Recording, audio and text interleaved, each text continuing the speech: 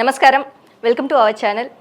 క్రోధి నామ సంవత్సరంలో సంవత్సరాంతం ద్వాదశ రాశుల వారికి ఎలా ఉండబోతుంది అని తెలియజేయడానికి ప్రస్తుతం మనతో పాటు ప్రముఖ ఆధ్యాత్మికవేత్త, ప్రముఖ జ్యోతిష్య వాస్తు పండితులు ఉమామహేశ్వరరావు గారు ఉన్నారు. వారితో మాట్లాడిద్దాం. నమస్కారం గురుగారు. గురువు గారు, మే నెలలో వృషభ రాశి వారికి ఎలా ఉండబోతుందో తెలియజేస్తారా? సర్వమంగళ మాంగళ్యే శివే సర్వార్థ సాధికే శరణ్యే త్రయంబకీ దేవి నారాయణీ నమోస్తుతే. ఓం శ్రీ గురుభ్యో నమః.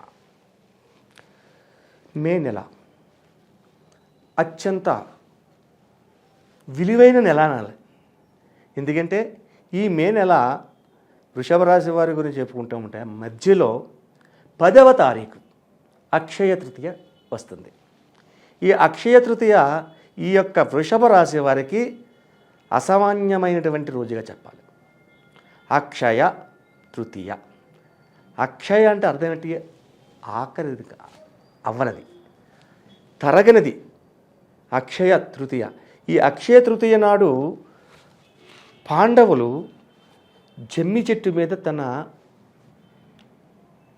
ఆయుధాలని భద్రపరిచారు. అక్షయ తృతీయ నాడు ఉత్తర గృహగ్రహణం జరుగుతుంది. అప్పుడు అర్జునుడు బృహన్నలగా ఉండి ఉత్తర కుమారునికి సారథ్యం చేసుకుంటూ ఈ యుద్ధరంగంలోకి తీసుకెళ్తారు. యుద్ధరంగంలో తీసుకెళ్ళగానే అర్జునుడు అసామాన్యుడు, మామూలు వ్యక్తి కాదే. ఆ బృహన్నలగా ఉన్నారు. ఈ ఉత్తర కుమారుడు వీర బలశాలి, మహాబలశాలి. మనం సినిమాల్లో ఉత్తర కుమారుడు గురించి ఏదో కొద్దిగా హాస్యపదంగా తీస్తారు కానీ కాదు, చాలా బలశాలి. 10,000 ఏనుగులు బలం కలిగినవాడు, అంత గొప్పవాడు. అయినా కొంచెం పిరికివాడు. బలం ఉంటే సరిపోద్దా, కొంచెం పిరికితనం కూడా ఉంది. అయినా యుద్ధానికి బయలుదేరాడు. చూసి ఆ కురు సైన్యాన్ని అంతరినీ చూసి పీతిల్లిపోయాడు. అమ్మో, వీళ్ళందరి ముందు నేను వెళ్తే నన్ను ఇక్కడే కొట్టి చంపేస్తారు అని చెప్పేసి వెనక్కి పారిపోతున్నాడు. ఈ బృహన్నలు కూడా వెనుకుమారుగా వెనకకి నడిచాడు. ఎన్ను చూపని ఉండా ధైర్యంగా వెనకకి పరిగెట్టి అతన్ని ఆపాడు. ఆపితే నేను చేయను బాబు, నేను యుద్ధానికి రానని చెప్పాడు.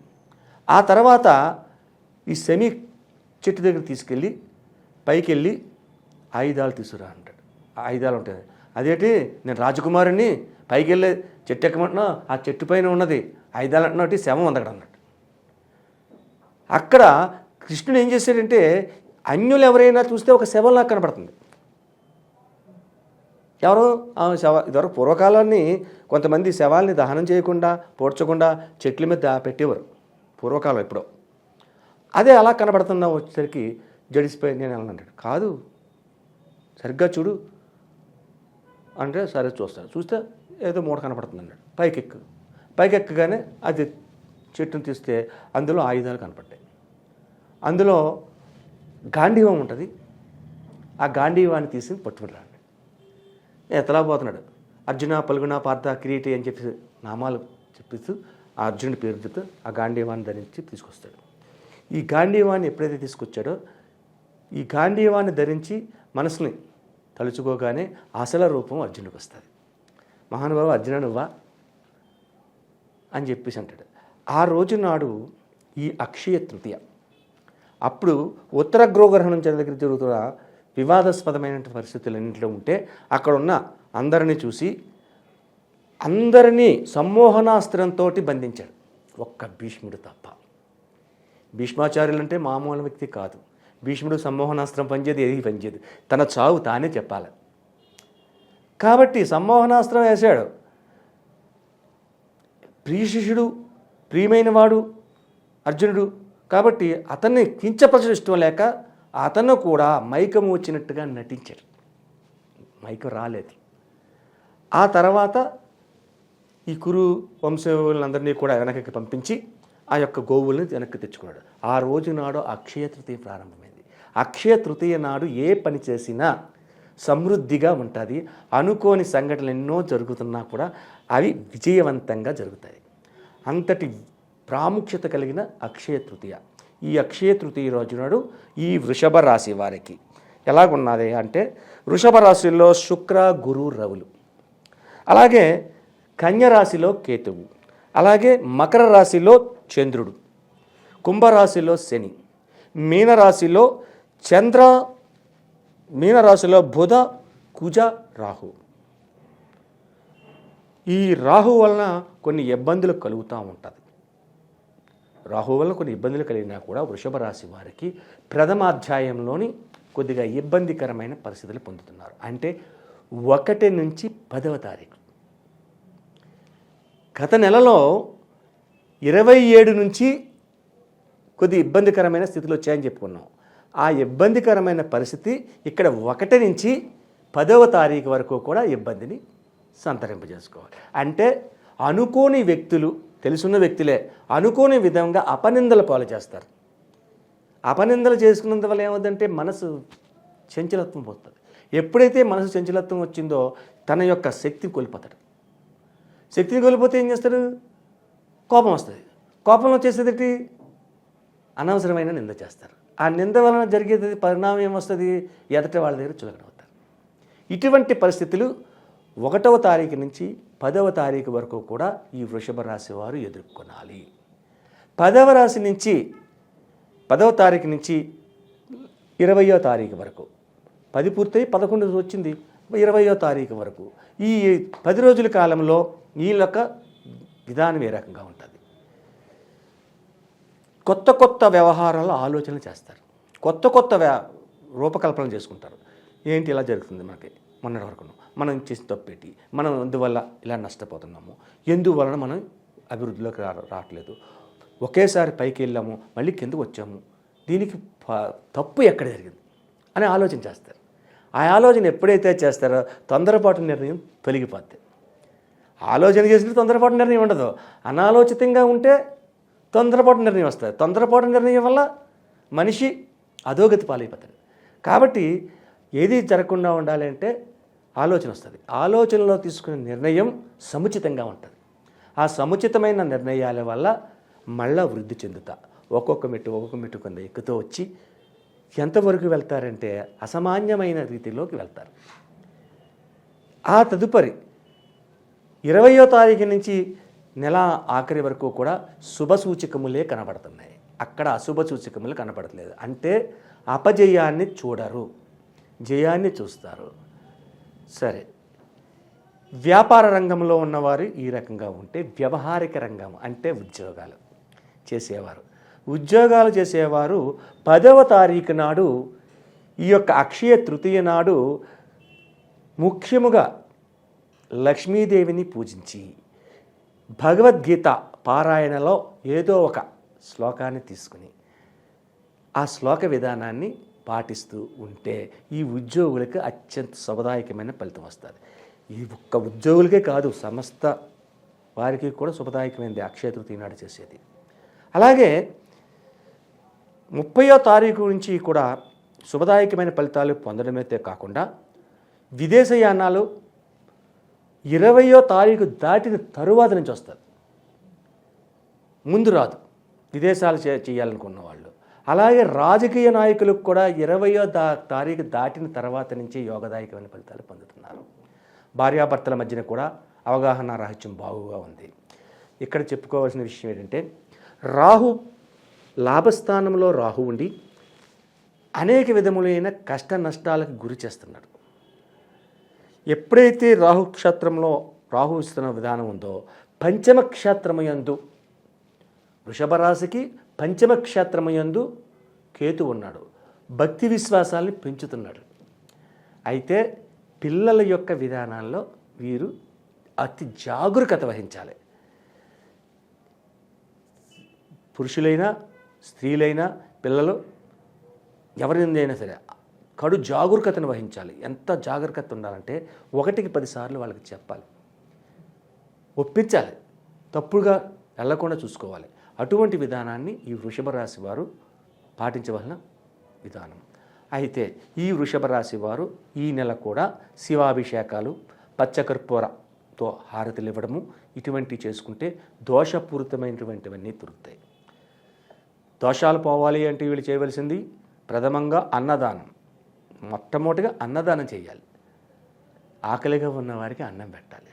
అన్నార్తులు ఎక్కడున్నారో వెతికి అన్నం పెట్టాలి. చాలామంది అన్నార్తులు ఎదుగుతుంటారు. ఆకలిగా ఉన్న వాళ్ళకి పెడితే ఉపయోగపడుతుంది. ఆకలి వాళ్ళకి పెడితే ఉపయోగం ఉంది. అడేదో 4 మెతుకులకు కిక్కి వెళ్ళిపోతాడు. అటువంటి విధానం చేస్తే ఈ వృషభ రాశి వారికి ఈ యొక్క మే నెలలో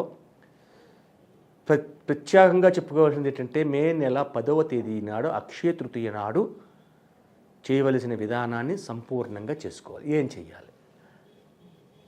మల్లె పువ్వులు దొరుకుతాయి ఈ యొక్క విధిలో. మల్లెలు తీసుకురావాలి.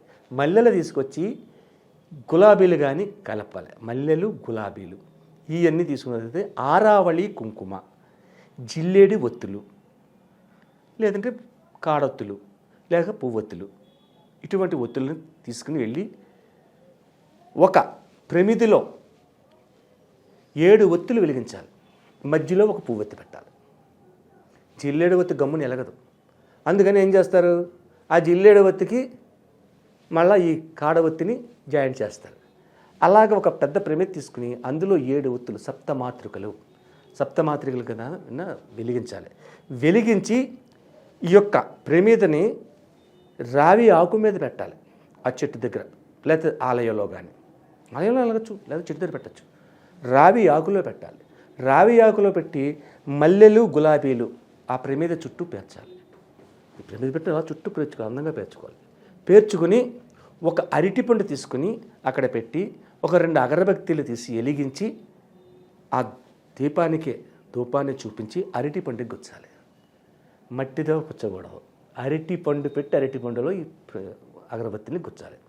ఆ తర్వాత ఒక మట్టి ప్రమిద తీసుకుని ఆ మట్టి ప్రమిదలో కొద్దిగా పచ్చకర్పూరం వేసి దాన్ని వెలిగించి దాన్ని దీపానికి చూపించాలి. చూపించి నివేదనగా ఏం పెట్టాలి? చలివిడి పెసరపప్పు, వడపప్పు అంటారు. చలివిడి, వడపప్పు ఈ 2 కలిపిన ప్రసాదం ఒక రావి ఆకులో పెట్టి ఆ దీపాన్ని పెట్టాలి. దీపాన్ని పెట్టి దీపం చుట్టూ 7 ప్రదక్షిణలు చేయాలి. 7 ప్రదక్షిణలు చేసి నమస్కరించుకోవాలి. ఆ తర్వాత ముందుగానే అమ్మవారికి పూజ కార్యక్రమం ఎలాగో చేస్తాం. శుక్రవారం నాడు సాయంత్రం సంధ్యా సమయంలోని ఇలా దీపం పెట్టాం. ఇంటికి వస్తాం.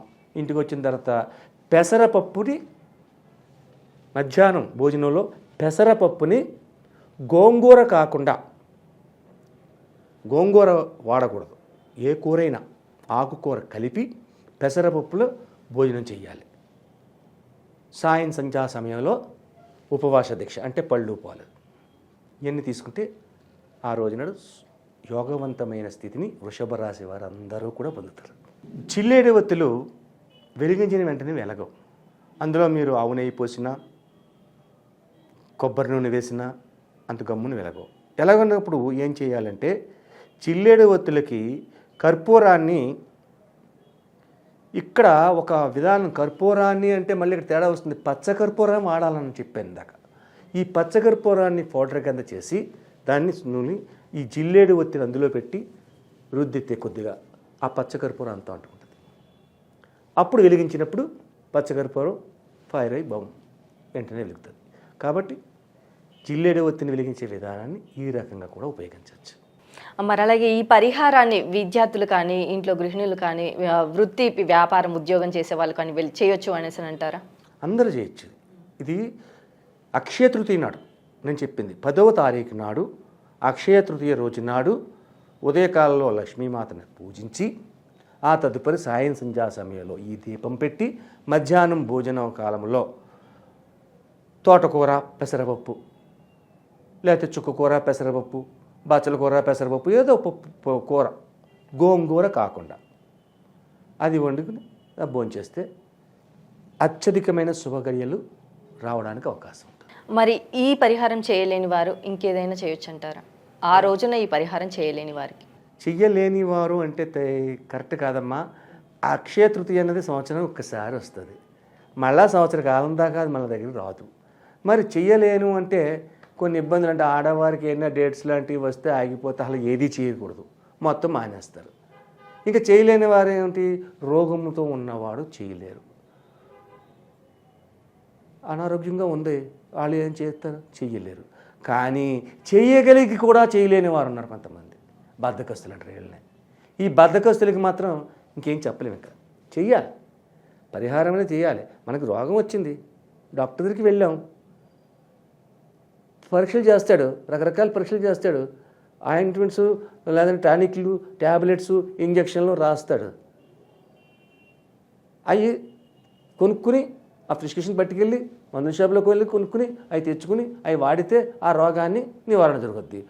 చాలామంది ఏం చేస్తారు, ఈ ప్రిస్క్రిప్షన్ తీసుకెళ్ళి టేబుల్లో పెడతాడు లేదా బీరువాలో పెడతాడు. ఈ రోగం ఆ రోగం దగ్గర ఉంటుంది. అది కరెక్ట్ కాదు. పరిహారాన్ని తెలుసుకున్నప్పుడు పరిహారాన్ని చెయ్యాలి. రోగాన్ని వచ్చినప్పుడు రోగానికి రక్షణగా మనం తీసుకోవలసింది మనం తీసుకోవాలి. వైద్య వృత్తిని అనుసరించాలి. అటువంటివి చేస్తేనే కదా మరి. చెయ్యలేను అంటే దానికి అర్థం లేదు. అక్వచనికే కరెక్ట్ కాదు. మరి అలాగే అక్షయ తృతీయ రోజు చేయాల్సిన పరిహారం గురించి చెప్పారు. అలాగే ఈ నెల మొత్తం మంచి జరగాలి అనేసి అంటే వీరు చేసుకోవాల్సిన పరిహారాలు ఏంటి? పరిహారం అంటే ఇందాక చెప్పారమ్మా, శివాభిషేకము, శుక్రుడికి శివతత్వానికి అవినాభావ సంబంధాలు ఉంటాయి. కాబట్టి ఈ యొక్క వృషభ రాశి వారు ప్రతి ఒక్కరు కూడా ఉదయకాలాన్నే లేచి శివ శివ అనుకుంటానే కాలాన్ని మొదలుపెట్టాలి. వీలైతే శివాలయానికి వెళ్ళి దర్శనం చేసుకోవాలి, శివతత్వాన్ని అనుసరించాలి. అలాగే గుడిలోకి వెళ్ళినప్పుడు శుభ్రంగా ఒక 12 ప్రదక్షిణలు చేయండి. 12 పుష్పాలు చేత్తో పట్టుకోండి. ఓం నమశివాయ, ఓం నమశివాయ, హరహర మహాదేవ, శంభో శంకర అంటూ తిరిగి నెమ్మదిగా ప్రదర్శన చేయమంటే చాలామంది పరుగులతో చేస్తుంటారు. అది కాదు, నెమ్మదిగా చెయ్యాలి. అక్కడ వచ్చిన తర్వాత ఒక పుష్పాన్ని అక్కడ పెట్టండి. అలా శివమంత్రాన్ని జపిస్తూ 12 సార్లు చేసిన 12 పూలు చేతిలో పెట్టుకున్నారు. ఈ 12 పూలు అయిపోతే మీరు 12 ప్రదర్శనలు చేసినట్టే. ఆ తర్వాత శివాలయం లోపలికి వెళ్ళండి. మీకు తోచినది శివుడికి అర్పించండి. ఒకరోజు ఒక పాలు ప్యాకెట్ పట్టుకెళ్ళండి, ఓ రోజు పెరుగు ప్యాకెట్ పట్టుకెళ్ళండి, ఇంకో రోజు ఒక చందనం డబ్బా పట్టుకెళ్ళండి, ఇంకో రోజు భస్మం పట్టుకెళ్ళండి, ఇంకో రోజు తేనె చేసే పట్టుకెళ్ళండి. ఇలాగా ఏదో ఒకటి. అంటే గుడిలోకి దేవుడి దగ్గరికి వెళ్ళినప్పుడు, పెద్దల దగ్గరికి వెళ్ళినప్పుడు, చిన్నపిల్లల దగ్గరికి వెళ్ళినప్పుడు ఒట్టి చేతులతో వెళ్ళకూడదు. ఇది శాస్త్రం. అది భగవంతుడి దగ్గరికి వెళ్తున్నాం, భగవంతుడికి ఏదో ఇవ్వాలి. భగవంతుడికి నువ్వు 2 చేతులు నమస్కరించి మనస్ఫూర్తిగా మొక్కితే కదా నీకు సర్వ విధాలుగా ఉపయోగం కలిగే విధానం చెప్తాడు. కాబట్టి ఈ రాశివారు శివతత్వాన్ని ఆరాధించాలి. అలాగే 10వ తారీఖు నాడు మహాలక్ష్మీదేవిని ఆరాధించాలి. అలాగే గురుగారు, వృషభ రాశి వారికి మే నెలలో ఎలా ఉండబోతుంది, అలాగే ఈ రాశి వారు చేసుకోవాల్సిన పరిహారాలు ఏంటి, అక్షయ తృతీయ రోజు చేసుకోవాల్సిన పరిహారాలు ఏంటి అనేసి కూడా చాలా చక్కగా వివరించారు. ధన్యవాదములు. ఆయుష్మాన్ భవ.